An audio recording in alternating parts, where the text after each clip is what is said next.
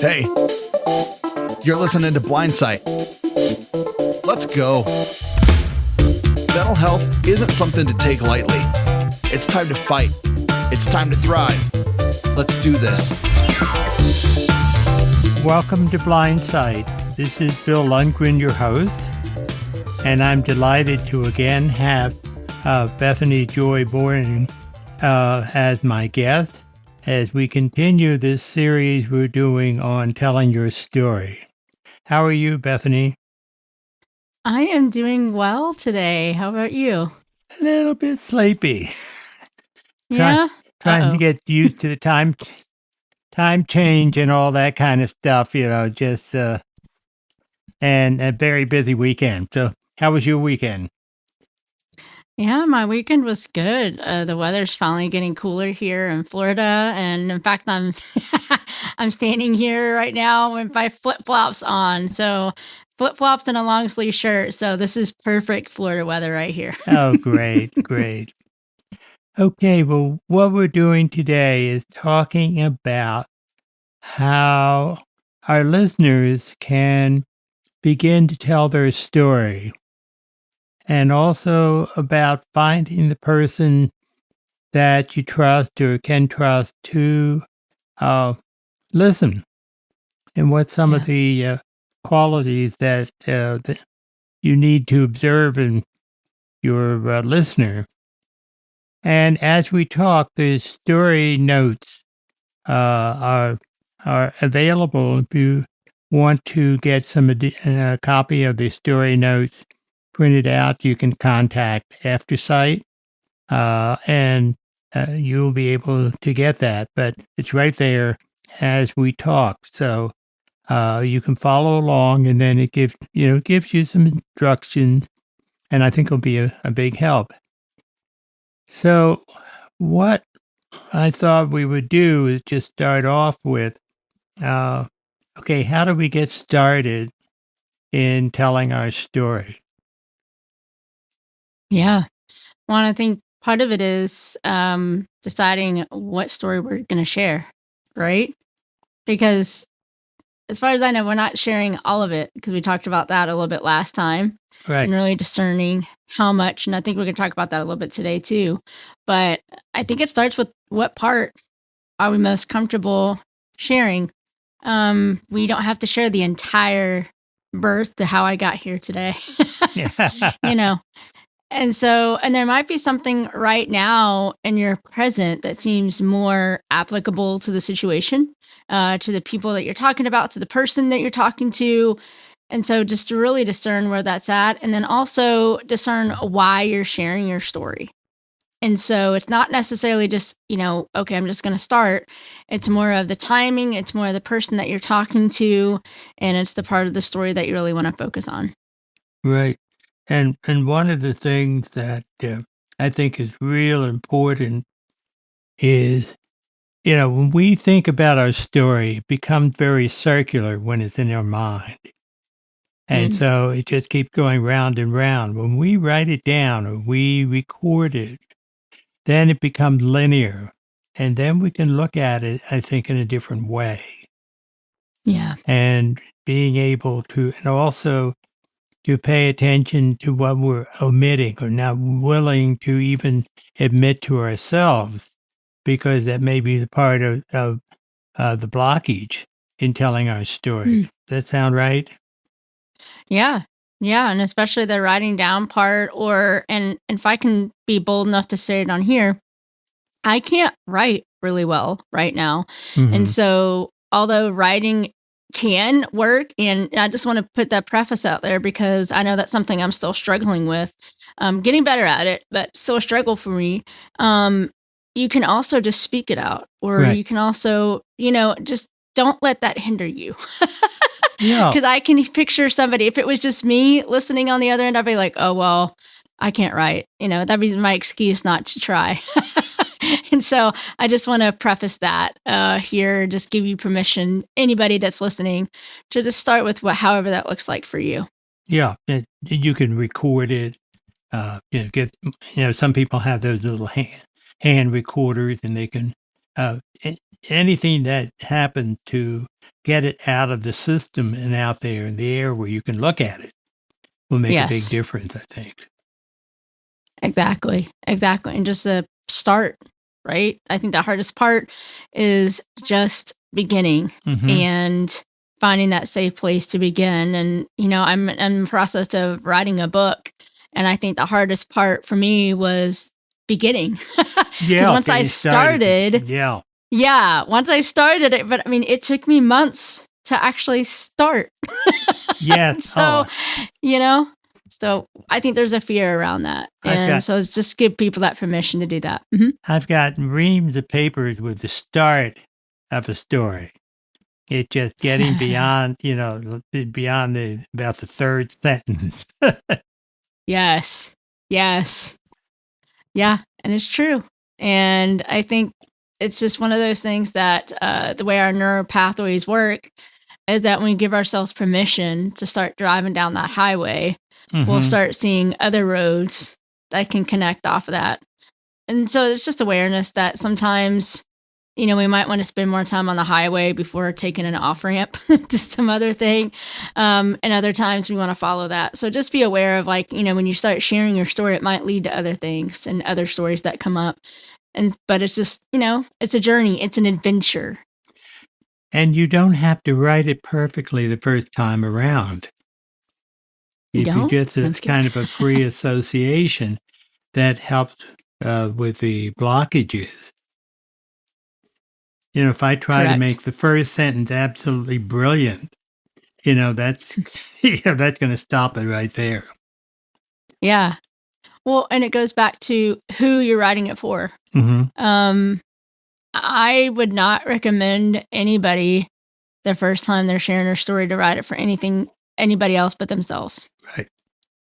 If it's your first time, if you're working with a therapist, that's a whole nother story. Yeah. But if you're just doing this on your own or with a friend, I still say the first draft should be for you. Right. And not worry about punctuation or whatever. Exactly. Yeah. Exactly. Because that's the hardest part is getting started. That's what we're saying. Exactly. And, basically go off to a small room and, get started. And after a period of time, just stop and put the paper aside or the recording aside, and then go back to it after, say, 24, 48 hours and see what you think. Yeah, exactly. And to bounce a little bit off of what you said too, I think so many times when we talk about working on our story or writing or recording or whatever it is, I don't know about you, Bill, but I go to this typewriter viewpoint or me alone at the kitchen table, just trying to sweat it out or something. Yeah, that just makes it so much fun. Yes. So one of my favorite places to actually brainstorm and dream is this little, it's not really a lake. I call it a lake because it sounds fancier, but it's like a retention pond that's in our little neighborhood. It's a little bit of walk away, but I love to have this bench there. Yeah. It's probably a private bench, but I use it because I like it. And I'll sit there and I'll just record and I'll think and I'll be outside. And it's usually cooler weather when I'm out there. And it's just a safe place for me to just relax and let whatever flow can flow, And so I think that's an awareness too, is that you do not have to do this work cooped up, in your room somewhere. You can get creative with it because, again, you're not sharing it with anybody. Yeah, wherever it's private. Wherever it's private, yes. you can feel. And you don't want to be on an airplane. Yeah. And then it's a matter of looking, what is it that I'm avoiding? Because what you're having trouble writing down may be more powerful than what you do write down or record. Because there's something that it's helpful to look at and say, what's blocking me here? Yeah. And just to pay attention to what we're telling ourselves about the story. Do we feel shame? Do we feel guilt? Do we feel fear? And just put words to that and invite that into this space with us. I think a lot of times we waste so much energy trying to force down what's there instead of just inviting it to the room and saying, okay, like, fear, I see you, and it's valid, but I want to push past this. So you're welcome to sit here while I work on this, but Good just image. know that I'm going to continue. Yeah. And what else do you suggest? For just bringing things into the room, I think it's just and I don't know if you're familiar with IFS work, but it's called internal family systems, and it's that reality that, again, we can talk about so many different emotions, and we can decide if we're going to fight against them or if we're going to actually welcome them into the room and get curious about it, because that curiosity invites us into a safe place. So not only with other people, but with our own story. And that's the thing. If we don't feel safe with our own story, we're sure as heck not going to feel safe when we go share it with somebody else. Right. Mm-hmm. And so just to say, and it might sound corny, I don't care. It's helped me. But I will speak. Don't do this like on an airplane, like I said before. Like, in all seriousness, don't. But whenever you're doing this work, it helps me to talk out loud. And I'm like, fear, I Right. see you, and I'm fearing that if I'm writing this in my notebook, that my kids will find it. Whatever. Like, I'm just calling that fear out. And I see you, but I'm going to continue. You're welcome into the space, but you do not have permission to speak into my story. But you can sit here with me, but you do not have permission to control my thoughts. See what I'm saying? Mm-hmm. And so it's different than trying to shove it down like, oh, there's nothing to be afraid of. Yes, there is. Yeah. Because the question is to calm down the anxiety, but to understand what that's all about. And sometimes when we put it on an intellectual level as opposed to emotional, it becomes easier just to kind of look at it and say, oh, I see what that is. Exactly. And yeah, and I think a lot of times when we get to trying to fix it, I don't know if you're familiar with the now I'm going on the blank of it, but it's the neck, the module that's on our neck, and it's the one that controls the fear and flight and freeze and fawn reactions. And fix is actually one of those reactions that we have. And what happens is when we do those things, we're trying to protect ourselves, which makes sense. It feels funny that we'd be trying to protect ourselves from our own story, but if we've been hurt, right, and part of that story is reliving that, we do want to protect ourselves from it. You know what I'm saying? Mm-hmm. But if we allow even that idea of fixing to go, okay, I don't need to fix this. I just need to share what it is. And that allows us to be, more calmer with it as well. But it's just that it's doing its job. Our bodies are doing its job, but it feels weird when we're trying to tell our own story. Yeah, but it's our body providing some protection because it's just too scary. And yes, so we it's have the amygdala, by the way. Go ahead. Yeah, just so we have to accept that and maybe nibble at the edges. But the thing is, Yes. our story is our story, and we can decide how much we're going to share. Yes. We have that right. And what we share now, or what we don't share now, may be later. Mm-hmm. Our body will allow us to share. We have this a lot with people who have, for example, sexually assaulted. Mm-hmm. Real hard to talk about it, or to even, some people block it off, may even forget that it happened. But that's our body defense, and we have to respect that. Yeah. And I'll tell you, I mean, just getting real here, and here's the thing, you're never going to get done telling your story, because every minute that goes by is your story to share. right? And so if we go into with that idea too, sorry, that just came up. But the example I was going to use is when I started and I was in counseling, and I would probably still stay connected with a counselor just because the work that I do. And so with that being said, when I really started losing a lot of my vision, I was trying to put some of this into words. And I struggled the most with really talking about losing my vision in connection with my boys. I have 3 boys. And one thing I realized as we eventually dug deeper, but she respected my boundaries, which is great. That's what counselors should do. But I realized the more and more I went into it, I was afraid I was going to be left. And I'm divorced. And there's a lot of other times where I feel like I've been left in my life. So I had to sit and wrestle through that. That was a exit off the highway that I didn't want to take for a while. Right. So we didn't take it. Right. You know what I'm saying? We have control over our own car, over our own story.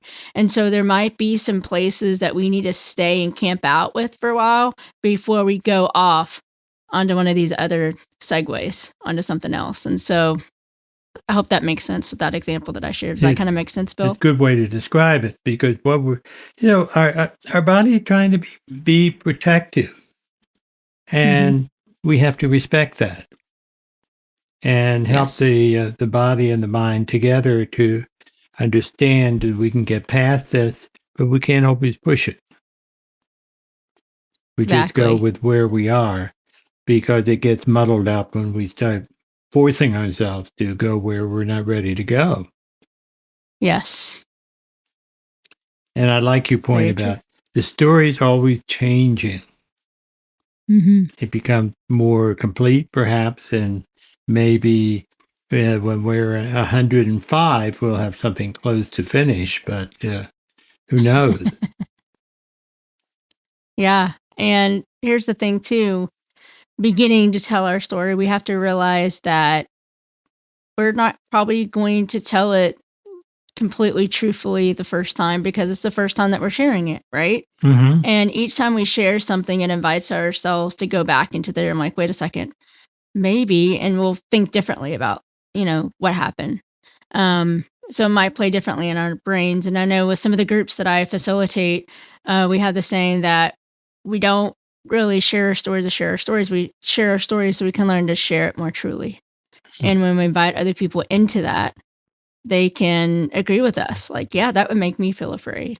Or, yeah, that would make me feel scared. Or, wow, I would have felt really proud in that moment. And that validates them. But that can also have people, safe people can ask questions. And so all of that there too.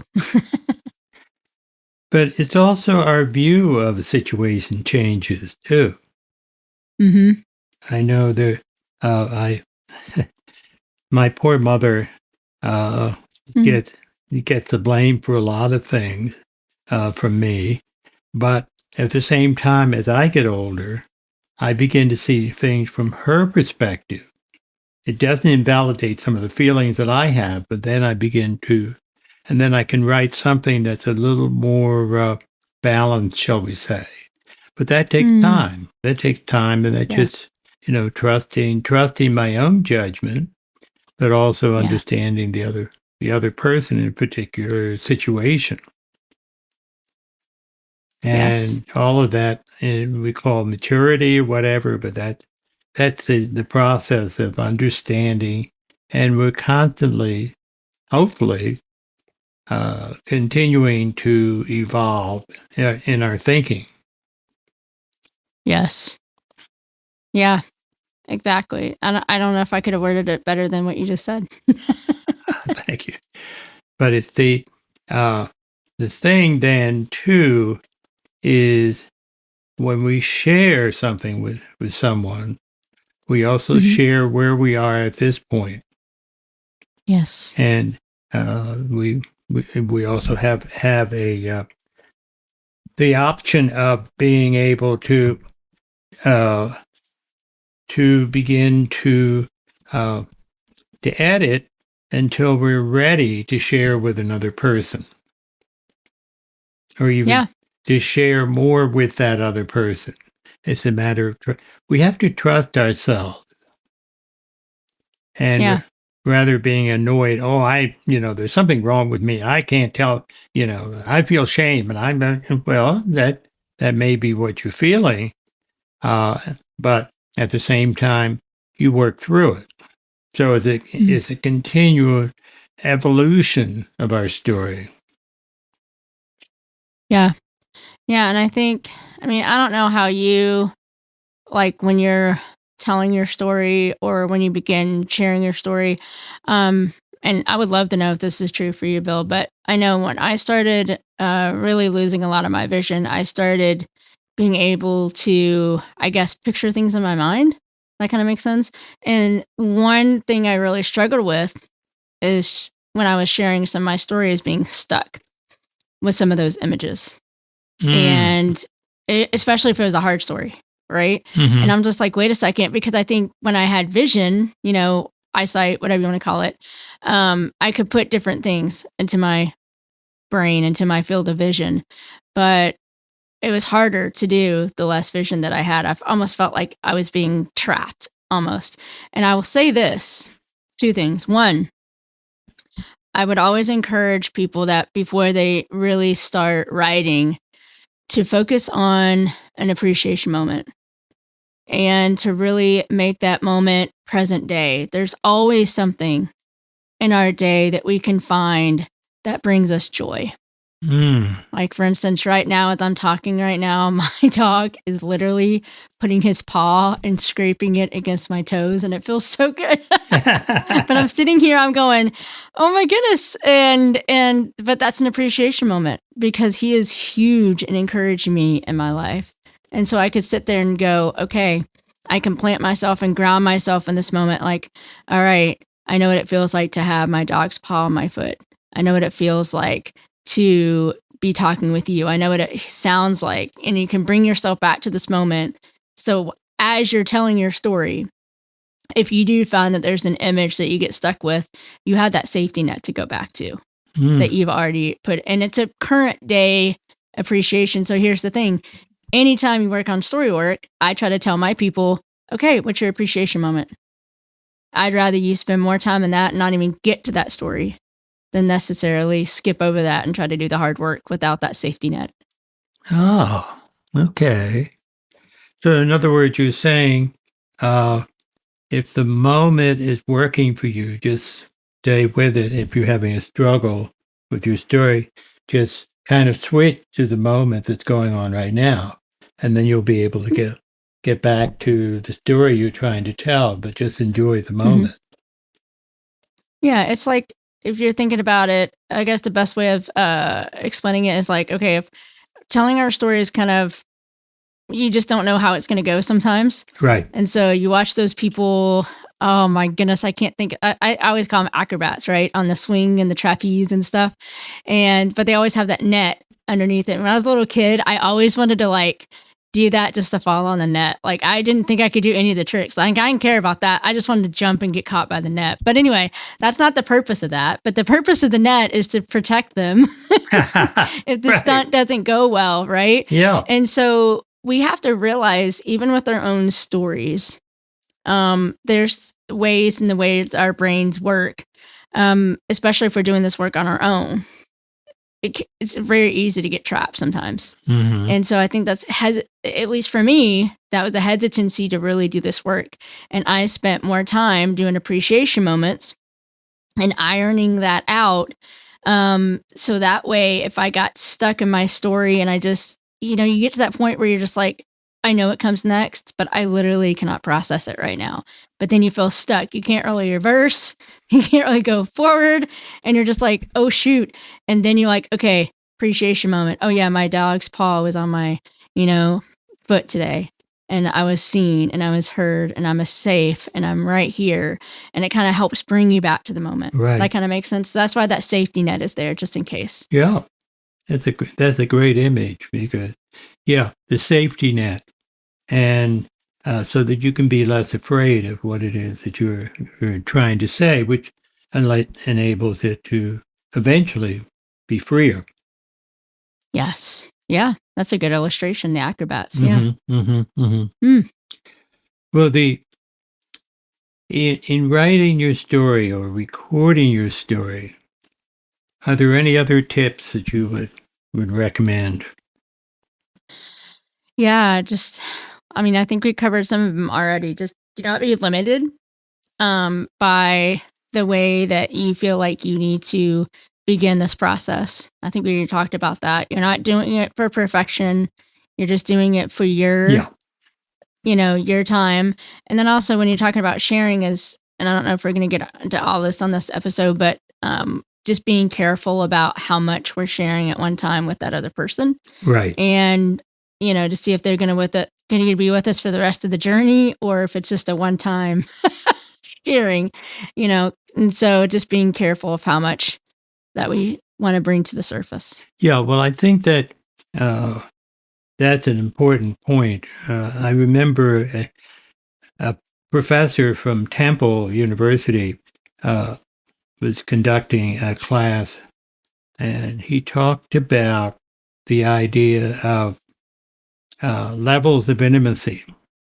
That is, when you go into and meet somebody, you have a certain level of intimacy, like just acknowledging the person is there or talking about what's going on around you. But if you get encouraged by the person to go deeper, for the example, the person goes deeper in how he or she or they are responding to you and telling you more about their story. Then you feel, oh, it's safe for me to tell a little bit more about my story, but I'm not going to tell them the whole thing. I need to have verification that this is safe. Yes. And one of the verification, if the person responds by going deeper in their story, and then you begin to, oh, this person is on the same wavelength that I am. Yeah. Or they're just saying, or if they're listening and being given the evidence that they're really listening to what you're saying, oh, that tells me it's safe for me to share more.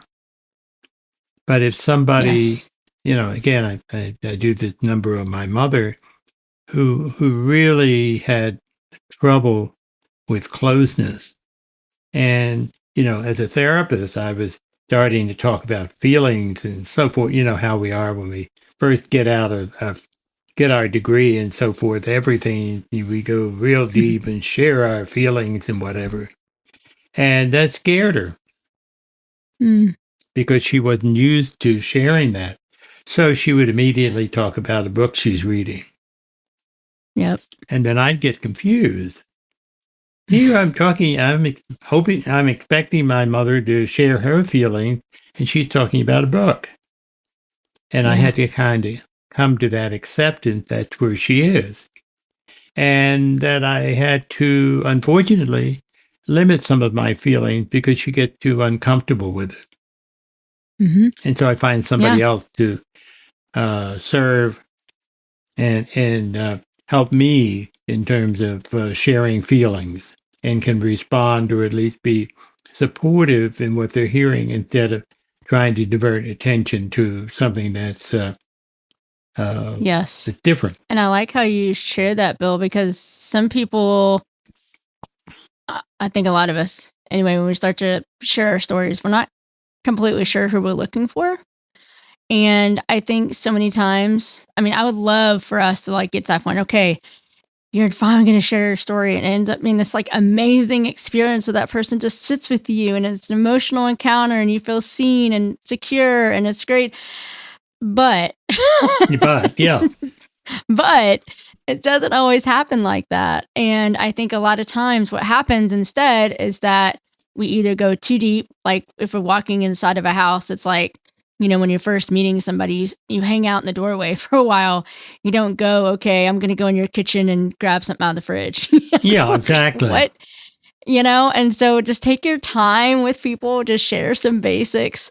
But also that way, if you find out that person, like you said, Bill, isn't ready to share emotions, or maybe doesn't make you feel seen, that gives you a chance to, okay, decide, am I going to continue down this track with this person to see more, or would I rather, go and try someone else and see if they're on the journey?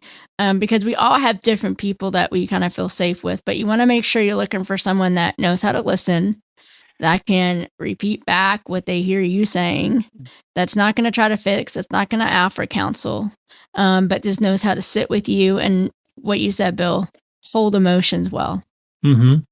And see, we have people that we have different levels of intimacy with.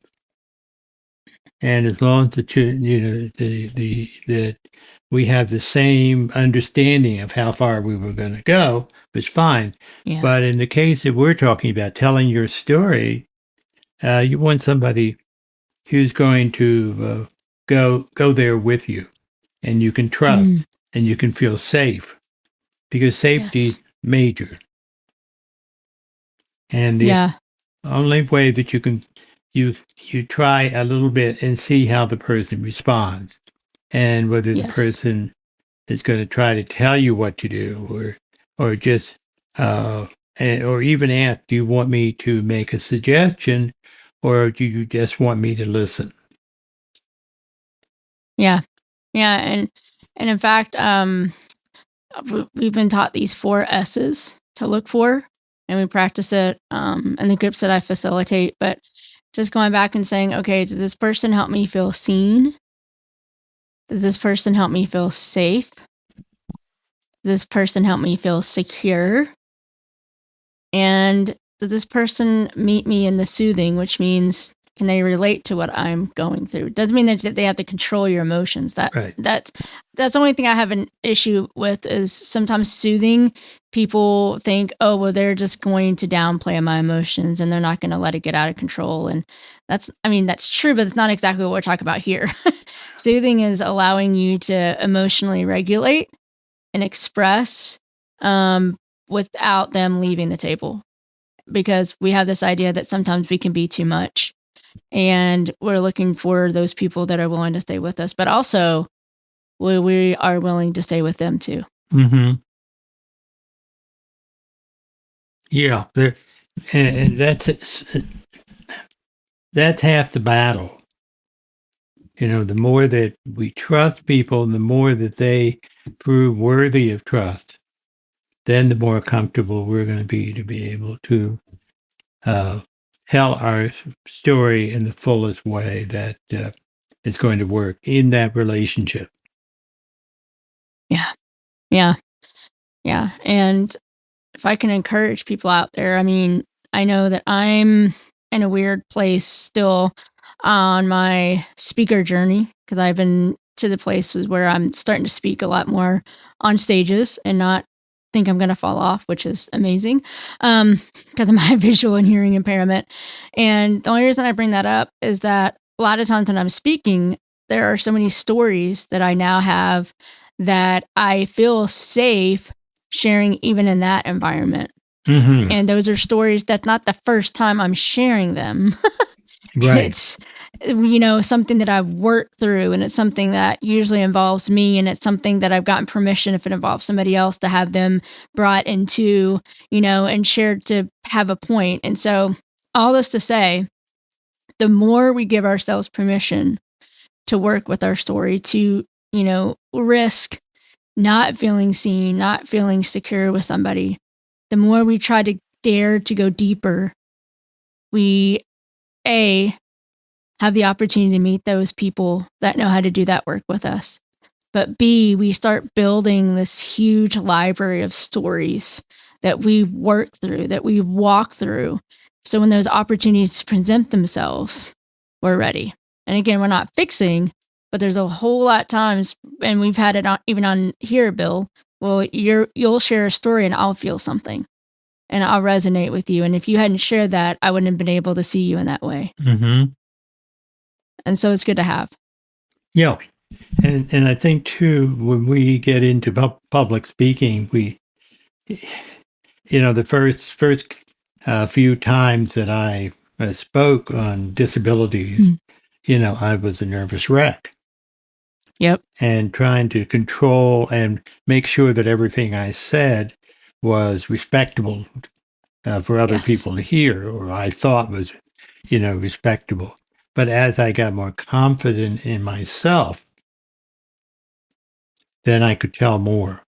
And people, in fact, rather than rejecting me, which is what was underlying my difficulty in sharing my story, they respected me all the more for sharing it and helping them to understand what it's like for someone like me or anybody who's blind or hearing impaired or whatever, and so that they could appreciate.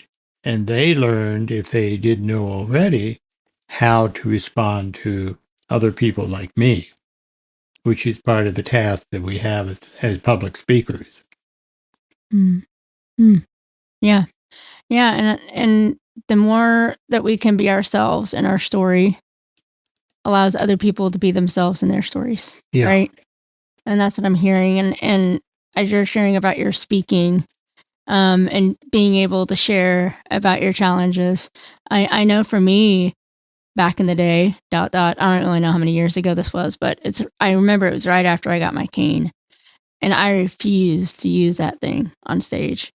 And so I would do whatever I could, even if it meant getting an hour there early to practice getting on and off the stage without a cane. Right. I don't recommend that, but I just knew that even no matter how good I felt like I spoke, I felt like a fraud almost. You know what I'm saying? Because I was almost doing it as a way of having people want me and accept me, but they couldn't because I wasn't offering enough of me to really meet them halfway. Right. And so, yeah, and that's what it is in our story. So now, like, I still don't use my cane because I have my guide dog. Yeah. But And we've dogs. Adjusted. Yes. And so it just helps. And I can be myself. So if we can be and going back to that point, because I was able to be with myself with one other person, with 2 or 3 other people in my story, to know that they're not going to leave. I'm able to be myself in front of bigger audiences and share harder stories.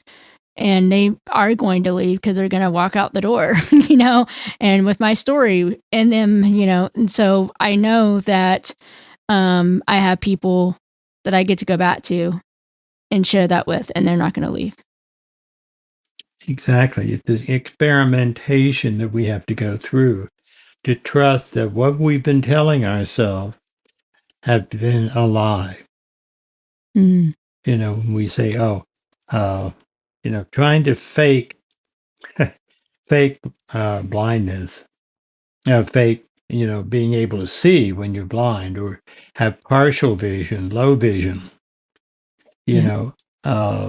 that was part of my difficulty in even asking people to help me because it's shameful. I should be able to do this, kind of thing. Yep. The other part too is the person that we choose to tell our story to has to be willing to just sit and listen. Yeah. There's a gender difference. There may be a gender difference around that. I certainly, when I worked with couples, I would have the wife in the picture complain because she said he's always trying to fix it, and that's a male thing. Frequently, I know I'm talking stereotypes, but males tend to want to fix it, whatever it is. And she was saying, I just want to tell my story. I don't want him to fix it. Yep. And so he had to learn, as part of the couples counseling, I had to teach him not to do and to just trust that his wife could handle whatever it is. All she was asking is to be able to get it out of her, to have somebody listen so she can hear herself. Yeah. Yeah. And part of that was probably, and you'll have to share this with me, but did you have to share with her and him if she was going to share something to just say, hey, I just need you to listen. You're off the hook. You don't have to fix this one. I just need you to listen. Did you, is that how they kind of prepped it? Or how did he know when he just needed to listen versus if she came to him with like something that she needed him to do? Like, how would she? She needed to be able to say, "Look, I appreciate you trying to fix it, but what I need to do is I think I can fix it, but I need to let it out so I can look at how it can be fixed on my part, or this can't be fixed, but I need to tell you what the impact of that is on me just to get it out of my system, because there's a difference between fixing and just hearing.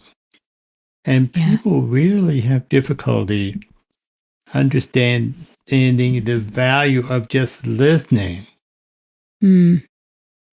Yeah, well, and we don't do it very well.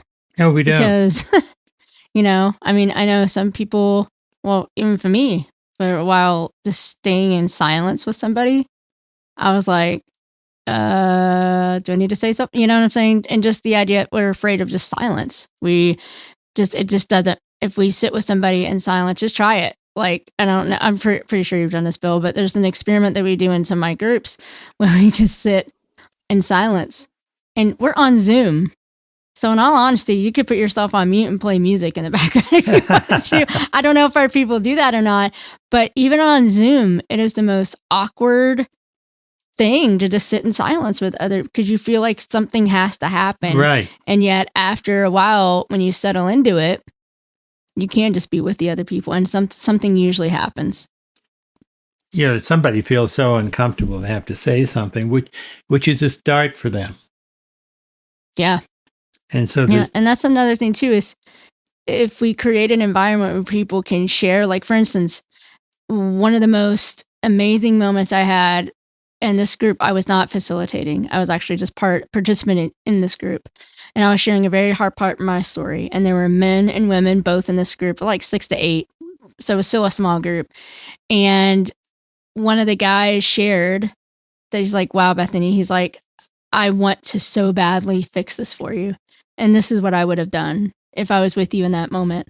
And I just thought, I'm like, I never thought of that. Like, what if guys, or I'm a fixer too, just keeping it real. My kids come to me with a problem at school and they're getting bullied or something. I'm like, show me the kid, I'll take him out. No. I got a way of fixing it. And so I don't think it's just men.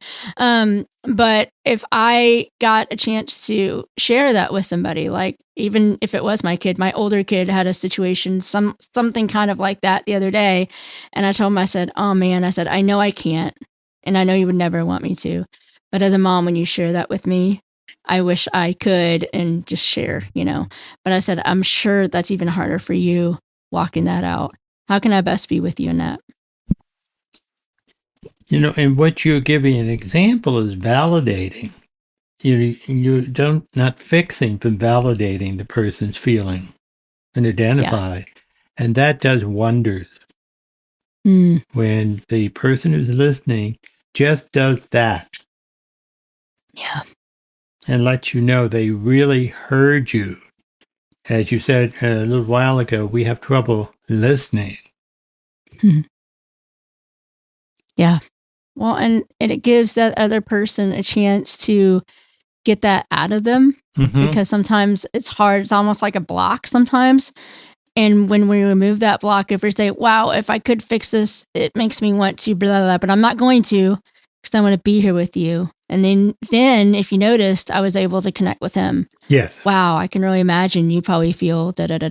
But if I didn't get that out, it'd be really hard for me to connect in that way. Yeah. So there's benefits to that too. And so it's just, I think what we're getting across, hopefully what people are hearing listening to us, is that there's really no right, wrong, complete way of doing this. I mean, there is, I guess, but I mean, a lot of it is just being able to start, being able to find that safe person to share and just approach it more as an experiment rather than a race that you have to finish in a certain time. Well, there is an issue, I think, for those of us who are blind. Everybody decides they know what we need. The person that No. grabs your arm and takes you into an Ugh. office or all that. Yep. And the thing is that we then have to say, hey, wait a minute, I don't need that. I need X, and explain to them. I do this with nurses and doctors' offices. I just say, look, I need your elbow. And they appreciate it. But the thing is getting people to ask us. I've done a lot of training of ushers in theaters. You ask the person what they need. And then as soon as you ask the person what they need, then a bond of friendship is started. Even if it's just temporary, it's a bond of friendship. You've understood where the person is. And if we can do that for other people, to, ask them, and then, if we can do it, or if there's something that we can't do, be able to say that. But it's that listening and responding is what we need from people. Listening and then responding appropriately when we tell our story, or, as you say, not saying anything other than identifying what feeling they're getting from us to validate our feelings. Then we've got an ideal situation. Yeah. And back to that too, is that when we can share our story, especially if it's someone that we really don't know that well and we're getting to know, just sharing a little bit of this, like, trying to think of a good example that I could do. Like, I know when we first got on here, I was having some microphone issues. We were trying to fix it, right? And, if I would have come on here and said, oh, I got it, and not asked for help, that would have been it. But I asked for help. I'm like, hey, to help me, this is what I would need you guys to do. And so that example is like, okay, if we can share just part of our life, and we can go to that a person like, hey, I value you. Would you be able to help me in this way? And that part of their story, even if it's simple as, look at the new shoe I got. Can you tell me what it look, whatever, and see if they can meet you there. Right. Because that's a huge, and that also shows them how to ask for help. Because here's the thing, we're asking other people to do for us what we don't always do for them. So we need to model the behavior that we would like others to do for us. Good point. Good point. And the thing is, when we also need to know that if we ask for something, the person will respectfully either do what it is that we request, or tell us that they can't for whatever reason, so that there is an exchange of equal. Yeah. Yeah. And we can respect that too, right? Yeah, exactly. And yet even people without disabilities have trouble treating. There's always the upmanship that people get into, and that we have to pay attention to if we're sharing our story, because somebody said, could try to top it, or say, oh, that's silly. Yep. And then we feel one down, and we've done ourselves a disfavor by even sharing with that person. And that's what we need to know. Who's safe to share with? Yeah. And I can tell you, there's, I'm like thinking out loud as I'm talking, but can we, at least for me, I don't know about you, Bill, there's not a whole lot of places where we're given a chance to practice this.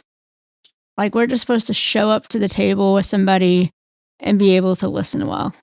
Yeah, And that's so right.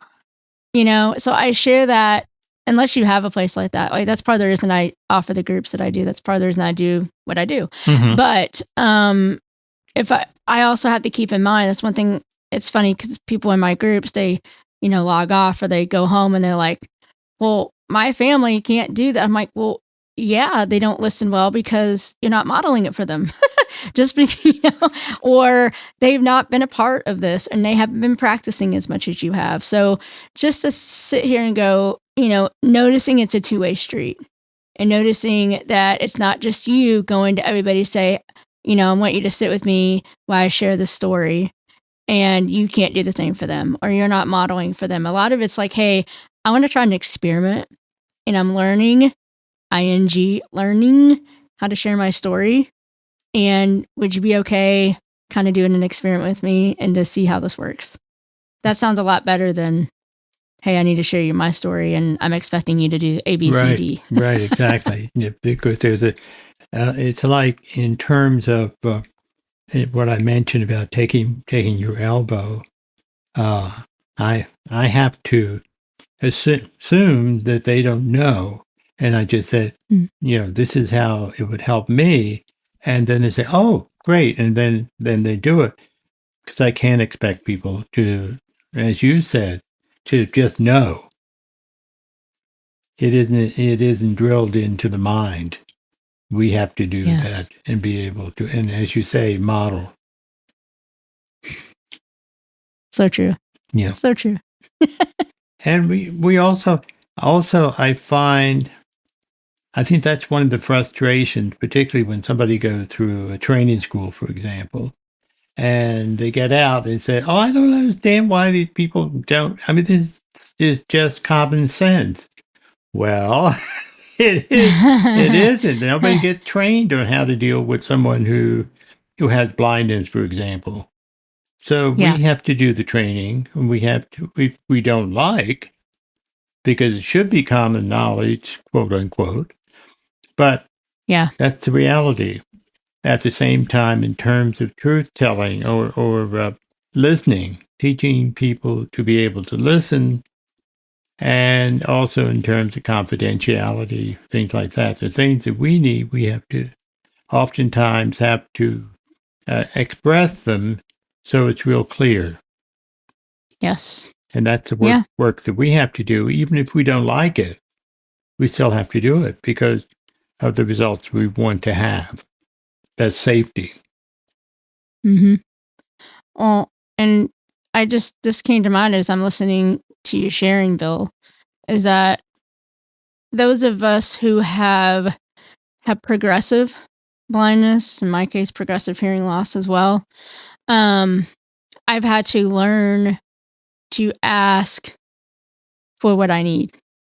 And I've had to learn to be okay, to feel safe enough, to feel vulnerable enough to share with people how things are for me. Do I expect them to respond the same way? I really would love that. Yeah, right. But they don't, And so again, but that's something that even this could go back to, is that if we have experience of trying to be vulnerable and sharing people, hey, I have trouble reading that. And they go back, especially family members. What? You don't have, you can do, I just saw you do that, months ago. You're fine. Oh, that's going to really be hard when we go to share our story with somebody else. Right. And to give ourselves grace with that, or vice versa. Maybe we haven't shared with family or close friends really how hard things are for us. Maybe that's a really good starting point. I mean, I'm feeling a little conviction myself as I'm talking, and it's just like, oh man, have I really done that? So that's a really good, avenue to kind of venture down. Yeah. Well, we're in a double bind because everybody, people say, oh, you're so marvelous. You're able to do this, this, and this, and this. And, I say, well, yes, I can do that. But, there's a whole bunch of other stuff that I have trouble with.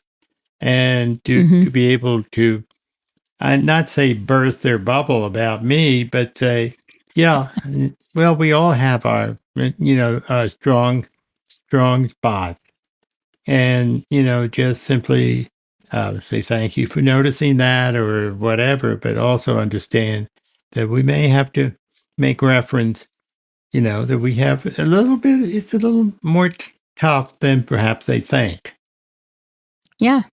Yeah. And it offers permission for them to ask questions and get curious and There you go. kind of play at the same field, right? Because I mean, I don't know if you're familiar with beep ball, but the game's played, with blindfolds and the ball beeps and the bases beep, and it's played different ways. But I know in our town, it's just now kind of becoming a thing. And what's really neat, and the reason I'm sharing this, is that the softball team at the college helps out now with the beat ball league, and a lot of the beat ball players either have vision loss or Right. there's something, right? And so this is the first time that these softball players have had to put blindfolds on. This is the first time they've really had to listen to one another out in the field. This is the first time they really got a taste of what it looks like and feels like to actually run to something and just use their ears. And so it's created such a common, knock on wood, common field for really all of us to play on. And it's allowed a lot of people with vision loss to articulate and come up with terms to explain to things because of those conversations. Right. And so again, it's just finding creative ways to invite people into our story and noticing that there's people that are going to say no. And that stinks. They're missing out on an amazing opportunity. Right. But Absolutely. But that becomes where we have to be activists, Yes. in taking the risk to share our story or share what we need. It seems like the world seems to think that we have no needs. We know how to take care of everything, and we don't. Whether we have a disability or we don't have any disability, we all have needs. And that levels the playing field when we can state what it is we need and also state what other people need to do to be able to do certain things. That needs are okay. Yeah. And it takes a lot, right, to ask for help. Mm-hmm. And same thing to invite people, because really, now that I'm thinking about it, every time we ask somebody for help, we're inviting them into our story. Yes. Maybe that's why it's so hard, Bill. Yeah, but we're supposed to be self-sufficient and all that. But the thing is, we're not. We can't. None of us really are. We just present the image that we're self-sufficient. Yeah, because we don't want to get hurt. Yeah, exactly.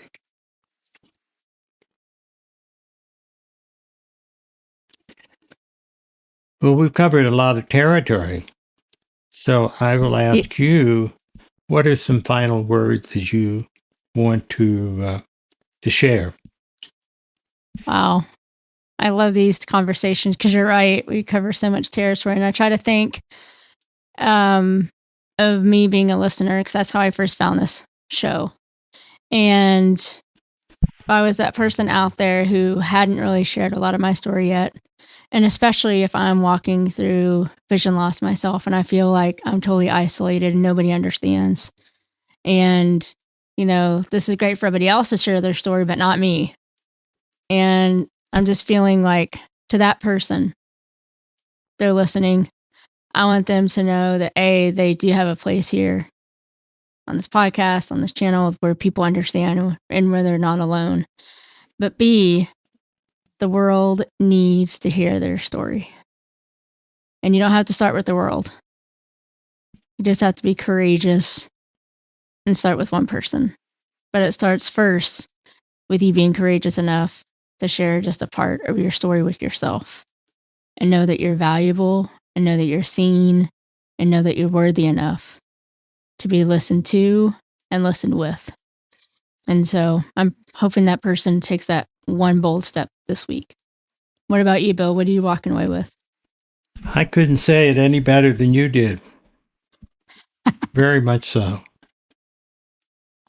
And it is so liberating when we allow ourselves to be ourselves without shame. without these opinions of ourselves that we beat ourselves down with.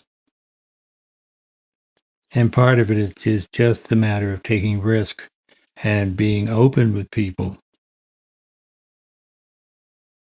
Every time I did a presentation, I'd leave and I'd say, I wonder if I shouldn't have said that. And I said, no, I'm glad I did. I feel good that I did, because it's another part of me that I'm willing to be open about. And that's the name of the game. So good. Look forward to having another session with you. We'll get more into how you can be open with people and listen and do the things that, as we've talked about, to be the listener that you want other people to be. So that's what we're going to be talking about next. Mm-hmm. Bethany, it's wonderful to interact with you as we have been. I have to let people know that this is Blind Sight. And if you want to get more information, resources, whatever, you contact by email. It can be aftersight.org, www.aftersight.org. And so we'll continue this conversation. This is Bill Lundgren and Bethany Joy Boring signing off and say thank you for listening. Take care.